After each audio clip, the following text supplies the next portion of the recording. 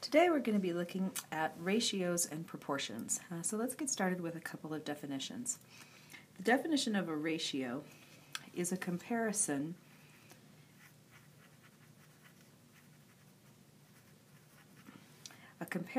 of two like quantities.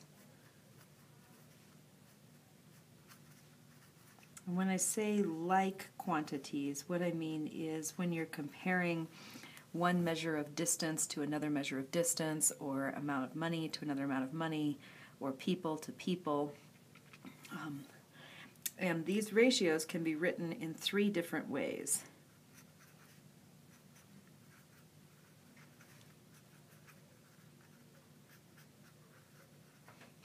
You can either write them with a colon between your two quantities, so this x to y. You can write them as a fraction with x over y, or you can write them with the word 2 in the middle, x to y. In order for it to fit the definition of ratio, they do need to be like quantities, and they need to have been translated, if they didn't come out with the same unit in the beginning, to like units. So ratios need like units. The other kind of comparison that we're going to look at is a unit rate. So if a ratio compares to like quantities, a rate compares to unlike quantities.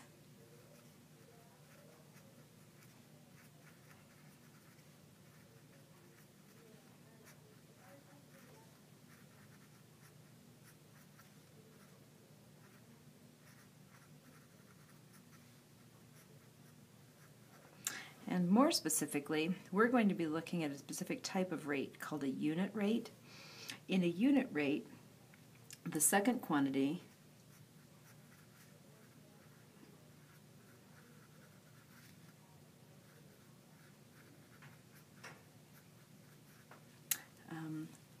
is reduced to the digit 1. So you've seen lots of rates out there on planet Earth. When you talk about something like miles per hour, we are saying something like, if you say 55 miles per hour, that means that you are traveling 55 miles, which is a measure of distance, in 1 hour, a measure of time. So that's how they are unlike. When we're comparing time and distance, those are not like quantities, and we've reduced that second quantity, the hours, all the way down to 1. So miles per hour, RPMs on your car, revolutions per minute, miles per gallon, the mileage that you're getting on your car. And then another common place you see these are in the grocery store, when they show you the unit price when you're comparing two different size jars of peanut butter. That on the King Soopers tag, it's a yellow tag. Down in the lower right-hand corner is a white box that has a unit rate in it. The last definition that we need to talk about is the definition of a proportion. A proportion is two ratios set equal to each other. Two ratios set equal to each other. So it's going to look like this form, where we take one of our ratios, x to y, and we set it equal to some other ratio, like a to b. Oh, it looks like I forgot to give you the form of this. For a unit rate, because that bottom one is reduced to 1, you're going to have x over 1 as the form that one comes in.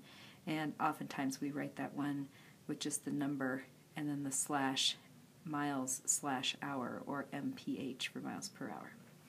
So let's practice a couple of these. If we were going to write the ratio of 3 feet to 9 feet, the first number they give us is going to go on the top,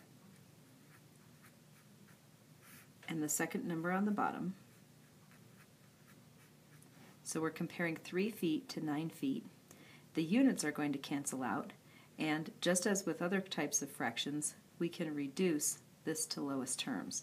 So our final form of this answer is going to be 1 over 3, or 1 compared to 3. When we write the ratio of 4 yards to 6 feet,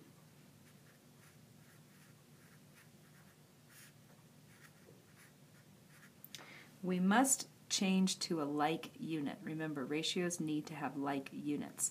So I'm looking at these 4 yards and knowing that since a yard is made up of 3 feet, by doing 4 times 3, I can get that this is the same thing as saying